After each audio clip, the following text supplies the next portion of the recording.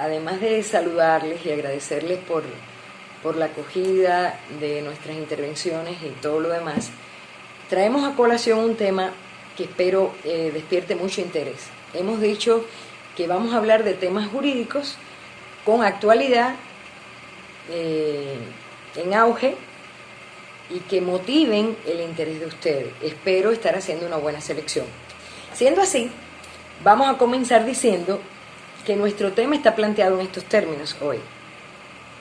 ¿Existe hoy seguridad jurídica en Ecuador?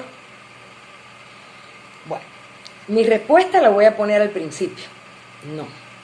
En mi criterio, no. Pero tengo la esperanza de que este criterio yo pueda fundamentarlo a través de nuestra exposición en aspectos, razonamientos y elementos que los conlleven a ustedes no a creer lo que yo digo, sino más bien a consultar a otros autores, a consultar libros serios, importantes, a consultar opiniones autorizadas, para poder ustedes mismos arribar a sus conclusiones personales como ciudadanos, tanto ecuatorianos como de cualquier parte del mundo, porque el tema de la seguridad jurídica, aunque lo vamos a concretar a nuestro espacio, al ámbito territorial en que nos desenvolvemos, es un tema universal. Bueno, la seguridad jurídica es necesario entender en primer lugar por qué está formada. Hablemos de que seguridad jurídica es precisamente, y esto en mis palabras, el conjunto de principios, garantías, derechos que están respaldados en todo el ordenamiento jurídico a favor de los ciudadanos de cada país. De modo que podemos estar llevando con esto a analizar que si la seguridad jurídica está conformada por principios, garantías, derechos, ¿dónde tiene su origen? Bueno, históricamente hay mucho que hablar de la seguridad jurídica, pero hablando de estos derechos, de estas normas, retomemos primero la idea de alguna de las categorías que conforman el concepto de seguridad jurídica, y es la categoría de derechos. Los derechos pueden ser naturales y pueden ser también derecho positivado, o sea, positivado en normas, escritos. Estos derechos son reconocidos a través de la historia de la humanidad y de su evolución en la medida que ha ido evolucionando el ser humano. Empecemos entonces por hablar de que el derecho natural o los derechos naturales vienen a ser una doctrina que se encarga de analizar los derechos que nacen con el ser humano. O sea, existen los derechos naturales desde que existe un ser humano. Estos derechos son inalienables, son irrenunciables. Existe, por ejemplo, entre los derechos naturales el derecho a la vida, el derecho a la salud, el derecho a la libertad de circulación, a la libertad personal, el derecho al libre pensamiento, a la libre opinión, que tiene que ver con la libertad de expresión. Y esos derechos son naturales, intrínsecos al ser humano, nacemos con ellos.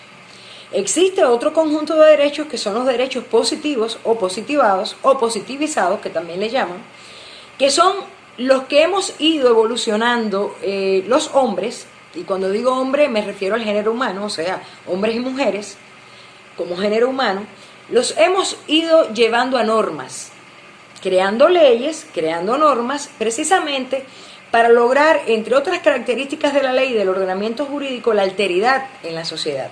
Alteridad es nada más y nada menos que cuando al menos existen dos seres humanos, hay que establecer una ley que haga respetar los derechos de uno para con el otro y viceversa. Siempre cuando pienso en eso, me viene a la mente la novela de la Isla Misteriosa, donde está Robinson Crusoe, y él disponía de toda la isla. Sin embargo, cuando aparece en la isla y en su vida el personaje que es Viernes, pues fue necesario que tanto Viernes como Robinson Crusoe comenzaran a ponerse de acuerdo en qué días le tocaba a uno, por ejemplo, cosechar plátanos, en qué día iban a cultivar, cómo iban siempre a dejar de lo que cosechaban para que el otro también pudiera servirse y serle útil ello, cómo iban a administrar el agua y así sucesivamente. Por ende, en una sociedad tan grande y numerosa como todas las sociedades que actualmente tiene el mundo, es preciso que las leyes regulen el intercambio, la interacción entre los seres humanos. Bueno, seguimos con seguridad jurídica, conformada por derechos naturales y derechos positivados. Estos derechos se han ido volcando en constituciones en cada país, pero además en normas supranacionales, o sea, en tratados, convenios, instrumentos internacionales. ¿Qué son estos instrumentos internacionales? Ya los seres humanos no solo interactuamos entre nosotros, entre mi familia, mi vecino, el compañero de trabajo, las autoridades del país. Los seres humanos, al conformar un país como Estado, también interactuamos con otros estados. Cada estado es una persona jurídica, como nosotros los individuos somos personas naturales. Tanto el individuo como persona natural como el Estado, al ser persona jurídica, tenemos derechos y deberes. Entonces, toda esta evolución de la seguridad jurídica tiene otras categorías, y esas categorías de las que se van enriqueciendo están muy involucradas con el derecho, directamente relacionadas con el derecho.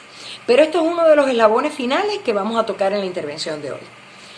Vamos a comenzar diciendo que si como ser humano tengo derecho a la vida, pues significa vivir. Debo tener las posibilidades para lograr un promedio de vida acorde al desarrollo tecnológico, científico que ha alcanzado nuestros tiempos. Por eso es que los niveles de vida con respecto a edad de cada ser humano ha ido incrementándose en todo el mundo, en comparación sobre todo con el de nuestros ancestros. Y de acuerdo a cada etapa, la evolución, y no solo de la humanidad, sino también de la ciencia dentro de ella, pues ayuda precisamente a incrementar también las posibilidades y capacidades de vivir más tiempo. Esa vida que comienza cuando nacemos y termina al morir, va implícita de una serie de derechos. Entonces, sí, tengo derecho a la vida, pero ¿cómo se me garantiza ese derecho? Ese derecho a la vida tiene que estar garantizado por otras categorías que también conforman la seguridad jurídica de un país. Esas otras categorías son, por ejemplo, el derecho a la salud. ¿Qué implica el derecho a la salud? Bueno, tienen que haber normas, en primer lugar la Constitución, que reconozca que la salud es un derecho elemental, fundamental para todos los seres humanos. Estas constituciones generalmente hablan el mismo idioma que los tratados o convenios internacionales firmados entre estados, donde prima la voluntad de cada estado para ser parte, o sea, para ser país signatario de esos convenios, y una vez que son firmados, esos convenios tienen fuerza vinculante para con los estados. ¿Qué quiere decir fuerza vinculante? Que los estados están obligados a cumplir las normas establecidas en esos convenios. Un ejemplo de instrumento internacional es la Declaración Universal de Derechos Humanos. Voy a leer algunos fragmentos de ella para que tengamos idea de cómo proclaman los derechos que son inherentes, intrínsecos a la persona, al ser humano, inalienables además. Dice: todos los seres humanos nacen libres e iguales en dignidad y en derechos. Dotados como están de razón y de conciencia, deben comportarse fraternalmente los unos con los otros. Dice asimismo que toda persona tiene todos los derechos y libertades proclamados en esta declaración, sin distinción de raza, color, sexo, idioma, religión, opinión política o de cualquier otro tipo, ni de origen o nacionalidad, ni de origen social, ni posición económica, ni lugar de nacimiento o cualquier otra condición. Dice además que todo individuo tiene derecho a vivir, a la libertad y a la seguridad personal. Entonces, vamos a parar ahí, hay muchos más derechos reconocidos, pero vamos a parar ahí para analizar sobre el primero que hablamos, el derecho a la vida. El derecho a la vida, que decíamos que para poder garantizarlo y mantenerlo, necesitamos otra serie de condiciones. Lo primero que necesitamos para poder tener respaldado el derecho a la vida es nada más y nada menos que el derecho a la salud. ¿Qué implica el derecho a la salud? Implica el acceso, en primer lugar, a la salud, que la propia Declaración Universal de Derechos Humanos dice que debe ser gratuita. O sea, es un deber para cada estado garantizar el acceso gratuito a la salud de sus ciudadanos. Pero gratuita no puede ser sinónimo de no funcional o de inservible. No. Debe ser acceso a la salud. ¿Cómo debe ser la salud? Una salud eficaz, completa, íntegra, al que pueda acceder toda persona, sea negro, blanco, indígena, amarillo, mestizo, al que pueda acceder todo ser humano, sea alemán, norteamericano, ecuatoriano, cubano, brasilero, no importa de dónde vengamos, no importa de dónde seamos, tenemos todos los seres humanos, habitantes del planeta Tierra, derecho a la vida y a la salud. Entonces, en la situación actual, en época de pandemia, obviamente se ha visto amenazada la salud de todos, sigue el riesgo latente, está ahí, es una realidad que nos resulta increíble, está ahí, pero hemos descubierto una serie de cuestiones que quizás hasta que no nos enfermamos, o no vemos a nuestros seres queridos enfermarse, o no vemos las enfermedades a nuestro alrededor, no nos percatamos, no reparamos en ellas. Entonces, a raíz de lo que ha sufrido el Ecuador y sobre todo Guayaquil, con respecto a las afectaciones a la salud y a la vida por el coronavirus, esto obligatoriamente nos ha hecho reflexionar mucho. Una de las razones que siempre se han expuesto es que ningún país estaba preparado para enfrentar esta pandemia, y es cierto, eso no cabe en pura lógica negarlo, es cierto. Se fue por encima de todos los pronósticos, de todos los niveles, incluso de todas las posibilidades o capacidades. Sin embargo, cuando encontramos un sistema de salud garantizado, con todas las plazas para médicos ocupadas, con los médicos felices porque tienen en sus fechas establecidas la retribución, las remuneraciones, cuando sus remuneraciones corresponden con sus capacidades, sus talentos y el esfuerzo que hacen en sus trabajos. Cuando los hospitales que tenemos, los del sector público, no me estoy refiriendo al privado, porque al hablar del sector público estoy hablando de los hospitales de los cuales es responsable el Estado y directamente el Ministerio de Salud, como entidad u órgano encargado en representación del Estado de administrar la actividad en cuanto a la salud. Entonces, cuando encontramos que estos hospitales tienen el equipamiento necesario, tienen camas suficientes en terapias intensivas, tienen suficientes respiradores artificiales, porque eso tiene que ser también coherente con el nivel poblacional de cada región, de cada zona, de cada cantón, de cada provincia. Entonces, esa coherencia entre esas capacidades materiales, objetivas, permiten que el sistema de salud esté más preparado para enfrentar cualquier desastre como este. Sin embargo, si nos encontramos con que no existía, por ejemplo, y disculpen, pero tengo que poner el ejemplo, se dijo al principio del estado de emergencia que en el hospital Teodoro Maldonado, de acá de la ciudad de Guayaquil, 120 respiradores artificiales estaban rotos, se habían encontrado rotos. Si en enero el Estado y el Ministerio de Salud se hubiese comenzado a preocupar por ver con cuántos respiradores artificiales contaba cada unidad médica, cada hospital en el país, y si se hubiesen descubierto en enero la rotura de esos respiradores artificiales porque los encargados, los funcionarios encargados de hacerlo, cumplieran sus funciones a cabalidad, entonces hubiéramos enfrentado la crisis con 120 muertos menos, suponemos, ¿no? O quizás la muerte en muchas ocasiones es inevitable, no está en manos humanas evitarla, pero estaríamos más preparados para reducir el número. Entonces eso nos empieza a preocupar a partir de ahí, pero vamos a otro punto. Para yo poder garantizar el derecho a la vida, necesito también vivir en libertad. La libertad es un derecho primordial, disculpen, para todos los seres humanos, eso está claro, lo conocemos. Ahora bien, esta libertad, que goza además de otras libertades intrínsecas, es una libertad que no tiene por qué tener restricciones, y no me refiero específicamente a las restricciones que con la finalidad de protegernos como ciudadanos, el gobierno desde sus distintas áreas ha adoptado. Me refiero a las libertades de sentir, de pensar, de expresarme, que no tenían por qué ser reprimidas durante el estado de excepción. Esa libertad también tiene que tener una coherencia con las restricciones que en un momento especial y determinado nos puedan poner como seres humanos, porque es un derecho inalienable que yo como ser humano tengo y que solo excepcionalmente y a través de un debido proceso puede ser limitado. Hay otra circunstancia que también es de la vida diaria y es la educación. ¿Por qué la educación forma parte de la seguridad jurídica? Porque es otro derecho fundamental, legalmente reconocido en los tratados y convenios internacionales, también en la Constitución de la República del Ecuador y asimismo en leyes especiales que lo regulan. ¿Qué implica el derecho a la educación?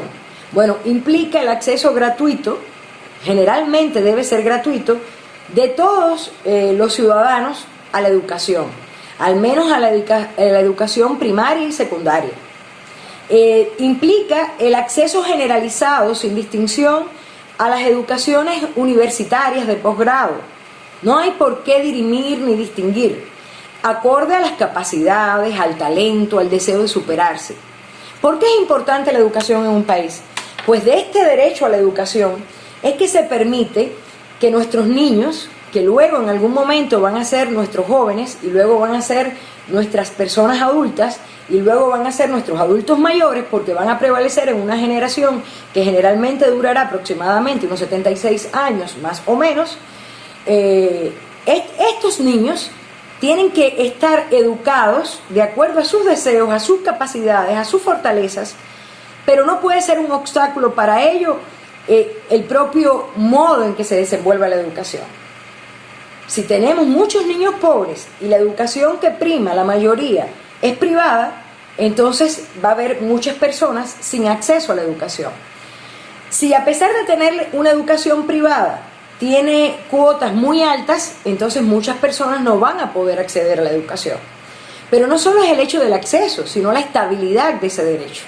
Es la necesidad de crear mecanismos que permitan que establemente haya una costumbre, porque los derechos naturales también tienen que ver con las costumbres, con el derecho consuetudinario, para que yo pueda tener una estabilidad en mi vida y saber que por un tiempo largo, considerable de mi vida, yo puedo acceder a estos derechos y puedo nutrirme en dependencia de cómo crezcan dentro de mí las necesidades de educación que tenga. En un momento que aun cuando se ha justificado en el criterio de muchos por precisamente la pandemia y toda la crisis sanitaria, económica, social y, ¿por qué no?, también política que sufre el país, recortar el presupuesto de educación es algo que comienza a limitar mucho más un derecho que ya no estaba siendo garantizado como se debía. Por ello es que hoy vemos muchas personas protestando al respecto y con toda razón, con toda razón. Hay algo que lleva el ser humano implícito y creo que es un valor humano del que se pudiera hablar muchísimo. Yo en específico lo valoro mucho y es la gratitud. El derecho fundamental es la dignidad. No basta con tener derecho a la educación, tener derecho a la vida, tener derecho a la salud y no tener una vida digna. ¿Qué significa una vida digna? Bueno, en primer lugar, una vida sin discriminación en base a ningún criterio discriminante. Pero además, una vida que pueda ser llevada a cabo con decoro, con respeto, pero respeto sobre todo primero hacia uno mismo como ser humano. Ese respeto y esa dignidad, que también es un derecho fundamental y natural, desde que nacemos hasta que morimos, implica nacer y vivir dignamente y asimismo morir dignamente. Esta dignidad también ha sido afectada en esta etapa de crisis y pienso que ha sido afectada en situaciones normales, sin la crisis que ha provocado la pandemia, por varios episodios de la humanidad. Dicho sea de paso, preparándome, ¿no?, para esta intervención, me leía un libro que leí en la adolescencia y luego en mi juventud y ya de adulto he vuelto a leer, y es La historia de la estupidez humana de Paul Tabori. Indirectamente se lo recomiendo porque es un libro que cuenta la evolución de la humanidad, pero especificando, y es muy simpático, o sea, muy gracioso, episodios que denotan cuán estúpidos hemos sido los seres humanos, pero viendo la estupidez no como un defecto del cerebro, porque eso sería una patología, es una enfermedad y no se llamaría estupidez, sino viendo la estupidez precisamente por la persona que, teniendo un cerebro sano, como un instrumento, un órgano biológico que tenemos, en vez de usarlo bien, pues lo usamos mal. Es un libro muy recomendable y que nos haría entender muchas cosas. Y eso lo digo porque quizás toda esta etapa de la humanidad, ya Paul Tabori no existe desde 1974, cuenta su biografía e historia personal, que murió en noviembre de 1974, pero si estuviese vivo, creo que podría unar muchos capítulos, ¿no?, de lo que hemos hecho los seres humanos en ese tiempo posterior a su muerte. Seguimos retomando y vamos a hablar de dignidad también como el derecho al trabajo. Para poder tener una vida digna, yo necesito tener un trabajo que pueda sufragar mis necesidades como ente social, como persona natural, pero también las de la familia que creo. Pueda proveer alimento, vestuario, educación, salud suficientes y también la distracción, porque eso es parte de la naturaleza humana también. Entonces, han acaecido también en esta época de crisis muchos despidos laborales, muchos. Y todos estos despidos laborales que ciertamente se justifican legalmente, por ejemplo, en el caso de despido por fuerza mayor, tratando de hacer ver que esta pandemia ha sido una causa de fuerza mayor, pero que de cualquier manera contraviene tanto los derechos constitucionalmente reconocidos como supranacionales reconocidos, como del propio Código de Trabajo. Entonces, esto es otra cuestión que ha afectado nuestra dignidad. Todo esto englobado tiene que ver entonces con un punto que es vital para poder analizar todo esto. ¿Cómo yo, como ciudadano del mundo, como ciudadano ecuatoriano, sé que no tengo seguridad jurídica en mi país? Bueno, porque la seguridad jurídica, al ser un conglomerado de todos estos derechos y muchos más, si usted ve que están siendo afectados, la consecuencia directa es que entonces no tiene seguridad jurídica. ¿A quién se le discute o a quién se le exige? ¿Quién debe proveernos seguridad jurídica? Pues el Estado. En este caso el Estado ecuatoriano, porque el ámbito territorial donde estamos es Ecuador. ¿Por qué el Estado es responsable de proveernos seguridad jurídica? Bueno, pues la lectura ayuda a que entendamos tantas cosas, ¿no?, del pasado que explican por qué nuestro presente es de este modo, como por ejemplo el libro El contrato social de Rousseau. El contrato social de Rousseau, que fue escrito, decía, en 1762, ha servido y ha trascendido hasta nuestros días, al pacto que ha marcado una época en la evolución de la humanidad, donde los seres humanos, los ciudadanos del mundo, decidimos renunciar a determinadas libertades y entregar determinados poderes o facultades al Estado. ¿A cambio de qué? Sobre todo de seguridad jurídica. Para que el Estado pudiera propiciarnos seguridad jurídica, pudiera propiciarnos nuestros derechos. Si habláramos de derecho penal, por ejemplo, a raíz de acá empieza a evolucionar el derecho penal también y dejar atrás épocas de la pena, o sea, de la sanción, como la pena pública, la venganza privada, que tanto daño hicieron a la humanidad. Y desde entonces, el Estado, entre los múltiples poderes que tiene también el poder punitivo, que es el poder de castigar, y que este poder lo ejerce a través del Poder Judicial. Entonces, indeteniblemente, sin lugar a dudas, es el Estado el responsable de garantizarnos nuestra seguridad jurídica y todo lo que va involucrado como derecho natural, positivo, garantía, prerrogativa, reconocidas en los instrumentos internacionales que ha suscrito y que nos favorecen, así como en las constituciones y leyes que conforman el ordenamiento jurídico. El ordenamiento jurídico, dicho sea de paso, en un país es precisamente el compendio de todas las leyes y normas legales, códigos, sin hablar ahora de jerarquía, que conforman precisamente todo el aval jurídico normativo que consta en derecho escrito positivo. Bueno, estos derechos que han sido, a raíz del pacto social, exigidos al Estado, y que obviamente en la manera o modo en que vayamos como seres humanos adquiriendo mayores derechos, también vamos a tener mayores deberes, porque no solo es el Estado para con nosotros también tenemos deberes para con el Estado. La ley, por ejemplo, es un instrumento que permite al Estado controlar, armonizar la sociedad. Y esa ley es de estricto cumplimiento para los ciudadanos, siempre y cuando tenga determinadas características que en su momento vamos a mencionar. Bueno, evolucionando de este tema, podemos entender entonces, volviendo a la cuestión que nos sitúa en Ecuador, podemos hablar entonces de qué es concepto de seguridad jurídica para otros autores, independientes a mi criterio. Vamos a apoyarnos en otros autores y así de ese modo ustedes también pueden consultarlo y corroborar y confrontar mis opiniones, que no son absolutas.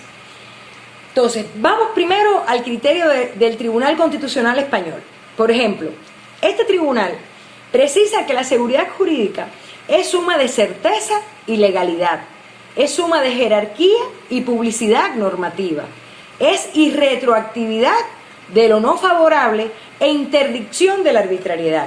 Significa, ya hemos hablado en conferencias anteriores, o sea, en intervenciones anteriores, no me atrevo a llamarles conferencias, pero hemos hablado de que en un país donde se aplica retroactivamente una ley, como ya pasó por ejemplo con el caso Soborno, por el análisis jurídico que hice y aporté, donde se aplica retroactivamente una ley como el Código Orgánico Integral Penal, que regresa a ver un hecho que ocurrió antes de su vigencia y no le fue más favorable, esto significa arbitrariedad.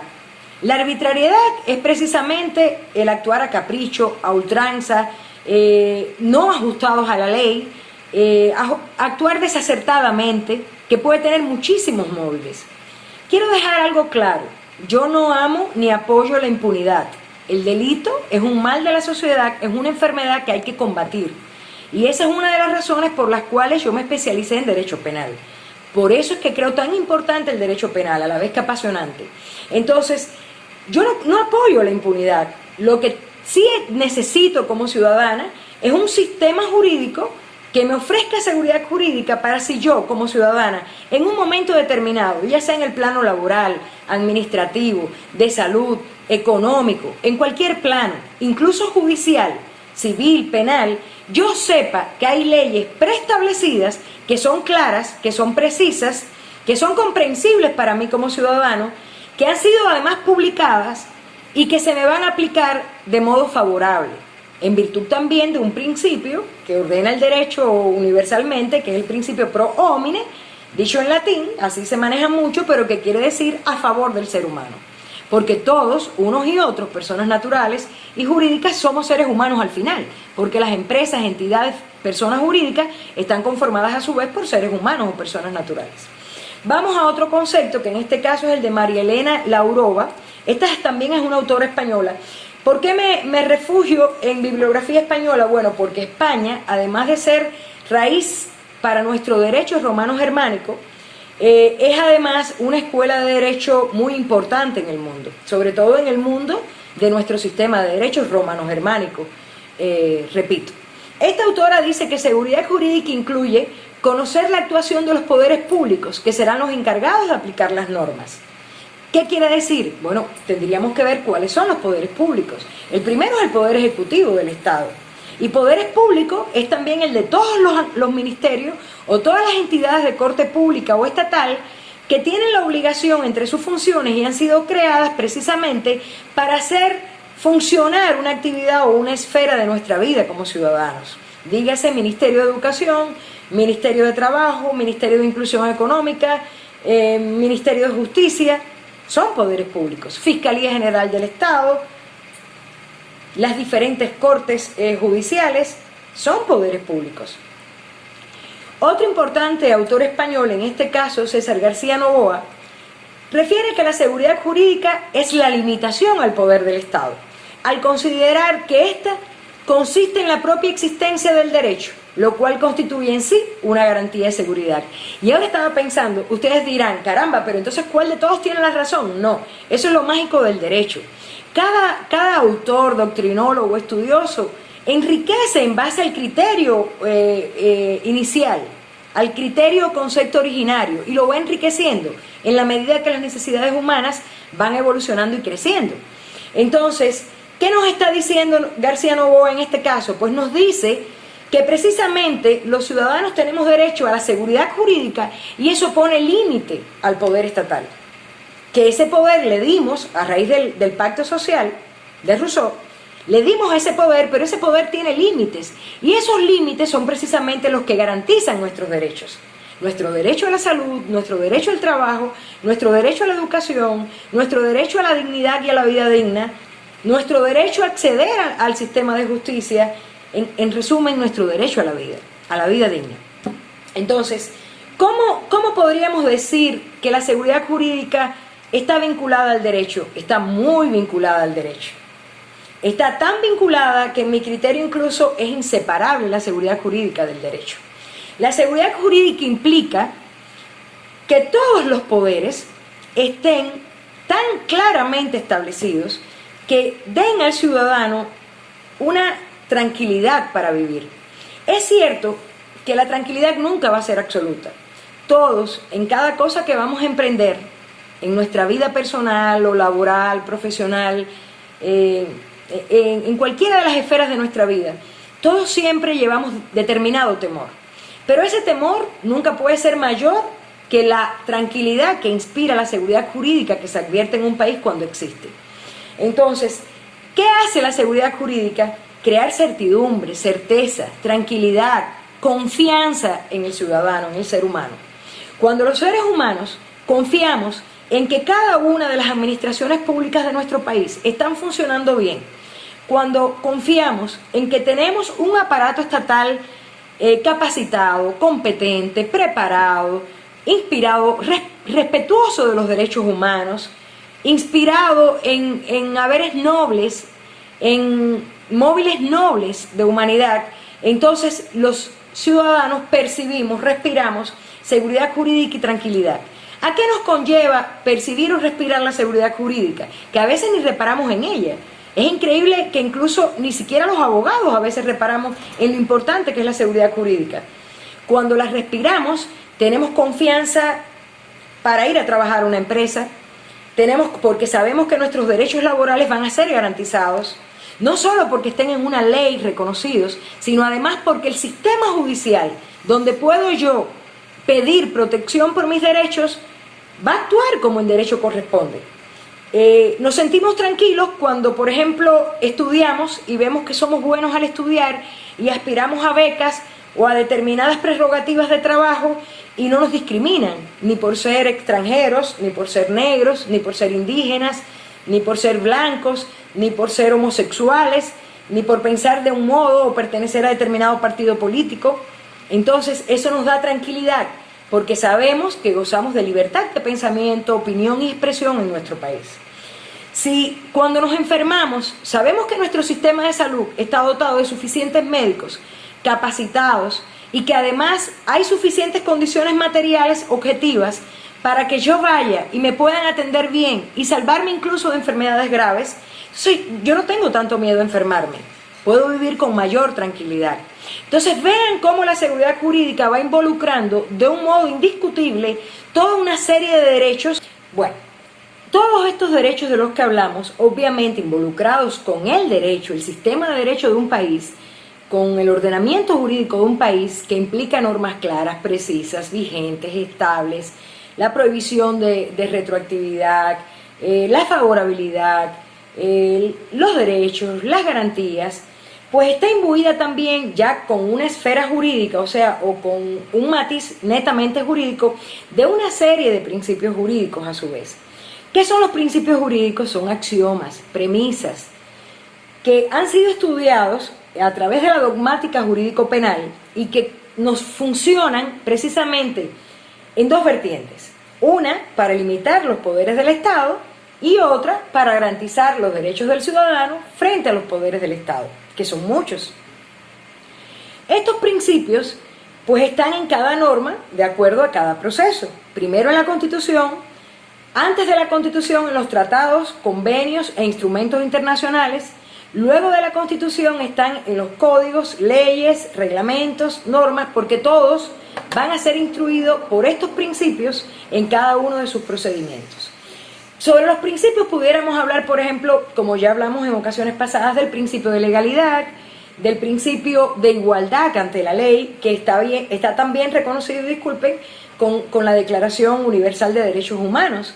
Si retomamos la letra de la Declaración Universal de Derechos Humanos, pues estaríamos hablando, en todo caso, que todos los seres humanos tienen derecho a una protección igualitaria contra toda forma de discriminación, que infrinja lo estipulado en esta declaración y contra toda provocación a tal discriminación. Toda persona tiene derecho al amparo de los tribunales nacionales y competentes y al amparo jurídico contra los actos que violen sus derechos fundamentales reconocidos tanto en la Constitución como en la ley. Todos los seres humanos somos iguales ante la ley. Entonces, por eso el derecho penal, por ejemplo, que es el más gravoso y aflictivo de todas las ramas del derecho, precisamente por las consecuencias graves que tiene, se expresa a través de sanciones, y estas sanciones que van desde la pena de muerte, que todavía existe en muchísimos ordenamientos jurídicos, la privación perpetua de libertad, privado de libertad para toda la vida, la privación temporal de libertad, las multas que afectan el patrimonio, el decomiso, la privación de otros derechos. Entonces es muy aflictivo. Tiene que tener muchos principios que lo rijan. A propósito de ello, y también respondiendo a muchos que necesitan títulos para creer lo que escuchan y necesitan documentos, bueno, también los invito a leer uno de mis libros, o sea, libros de mi autoría. Este es el Código Orgánico Integral Penal al alcance de todos. Creo que el lenguaje es claro, porque así incluso lo han dicho mis estudiantes y me han entendido. Dicen que es como tenerme hablando en su casa cuando leen el libro. Bueno, acá a partir de la página 41 de este libro, que publiqué por cierto acá en Ecuador, hago un recuento de cada uno de los principios tales como legalidad, igualdad, favorabilidad, indubio pro reo ante la duda a favor del reo, impugnación procesal, el principio de presunción de inocencia, la intimidad, el derecho que tenemos a la intimidad, la non reformatio impeius, que en latín está dicho así, pero que se traduce como la prohibición de reforma en peor, que son cuestiones ya muy técnicas, pero es otra garantía que tenemos a nuestro favor. El non bis in idem, que significa la prohibición de no juzgar, ni perseguir, ni sancionar dos veces por lo mismo, con respecto al mismo hecho. La prohibición de autoincriminación, asimismo la publicidad, el impulso procesal, la motivación, la inmediación, la contradicción en los procesos penales, y obviamente todos ellos son parte del derecho a la defensa. He mencionado algunos. Todo esto también forma parte de la seguridad de un país, del ordenamiento jurídico que ofrece un país. Por ende, estos principios, repito, son máximas, reglas, axiomas que trazan la conducta a seguir y que hay que respetar. Son inviolables. Bueno, en la práctica y en la realidad se vulneran, pero la ley no puede proteger vulnerar esto. O sea, no puede correr un camino largo, no puede alcanzar, llegar a buen final una sentencia, una resolución judicial o administrativa que se haya dictado en vulneración a principios que conforman el debido proceso. Asimismo, los invito también a consultar otro de los libros de mi autoría, publicados también en el Ecuador. En este caso es La prueba y su tratamiento en el proceso penal latinoamericano. En este libro les invito exactamente a consultar, para si son vagos en leerlo, cuál sería un pecado capital también ya, la página 139, donde hablo del sistema acusatorio. ¿Y por qué del sistema acusatorio? Porque bueno, con esto estamos cayendo en otra situación de la seguridad jurídica. La administración de justicia en los países también ha sufrido, para bien, una evolución. Tal es así que hemos evolucionado, por ejemplo, de sistemas judiciales tan nefastos como el sistema inquisitivo, luego al sistema de enjuiciar mixto, y hoy en Ecuador existe un sistema acusatorio.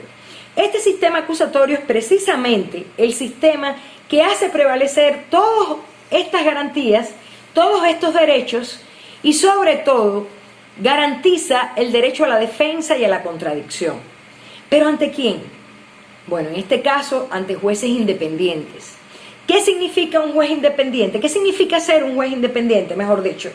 Bueno, pues significa que debe obediencia solo a la ley. Cuando se habla de jueces, yo siempre pienso en Salomón. De hecho, estoy preparando una intervención sobre la actividad de los jueces, la cual respeto, admiro muchísimo.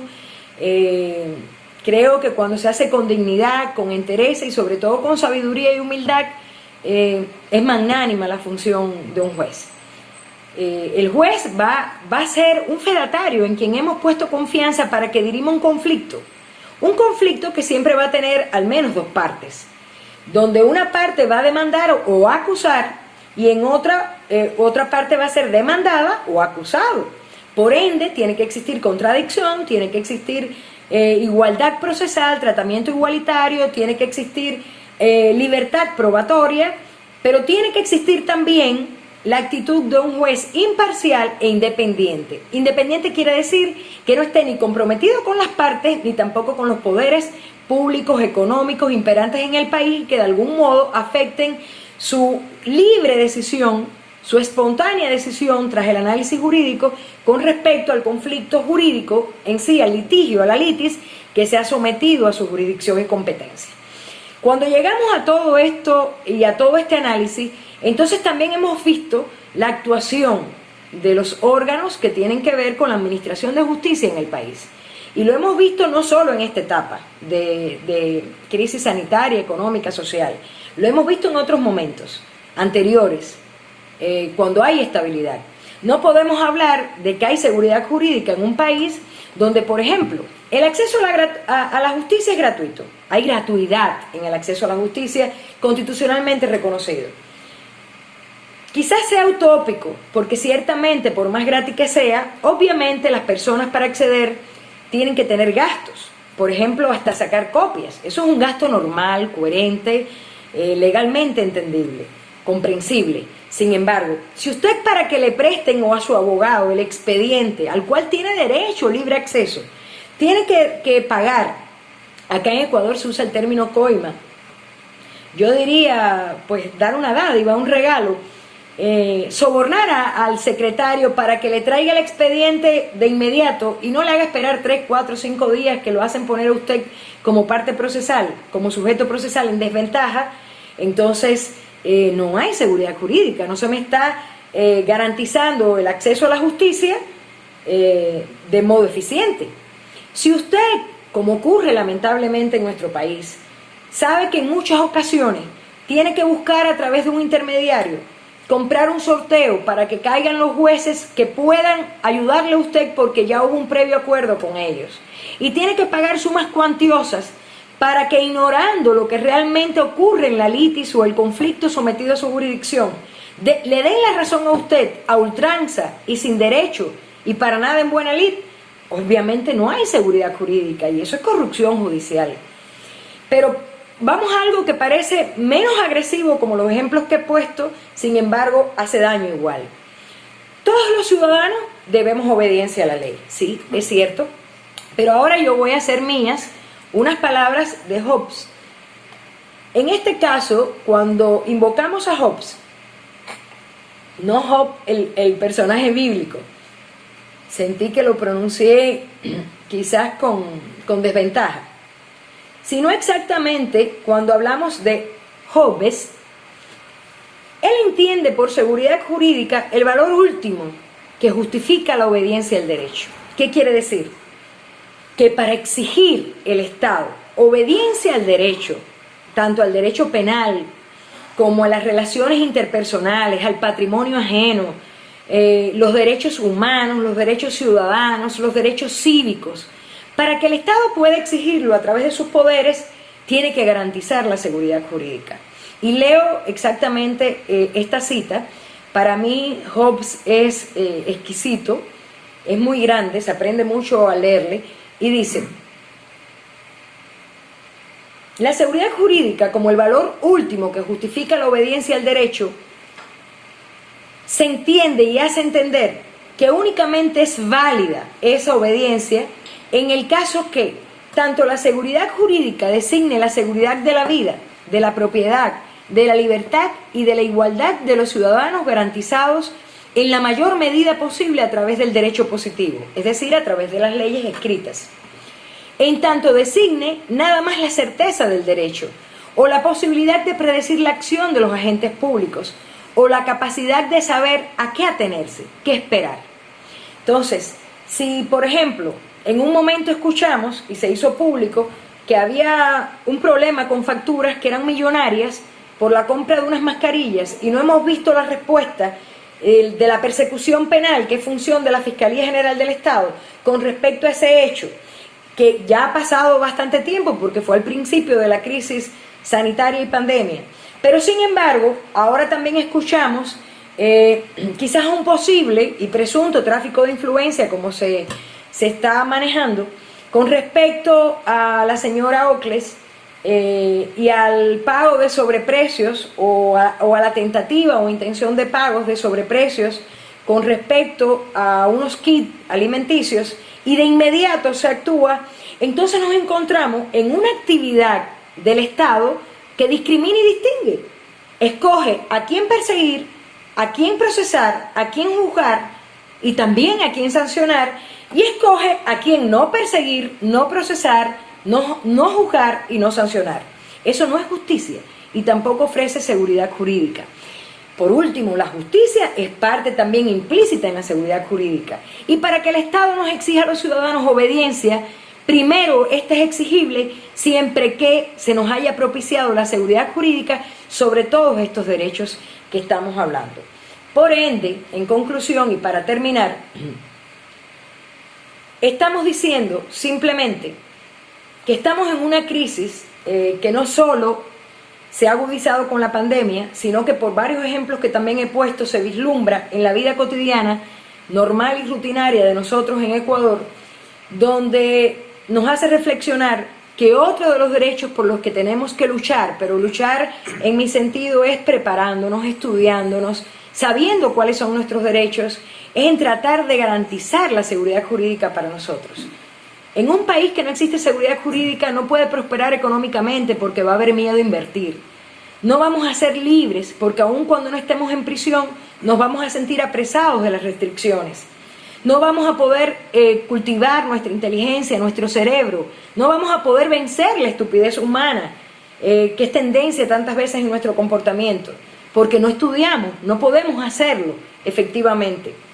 No podemos sentirnos tranquilos ni seguros cuando pedimos a Dios no enfermarnos, porque si vamos al hospital es más probable que salga muerto que vivo. Entonces, quiero cerrar y luego nuevamente abro al rico debate que se origina con esta frase de Olof Palme que invocaba con anterioridad y dice: nadie es libre sin un piso de salud, educación, certidumbre económica y seguridad jurídica, y la única entidad que lo puede garantizar es el Estado. Así me despido, hasta nuestro próximo encuentro. Muchas gracias.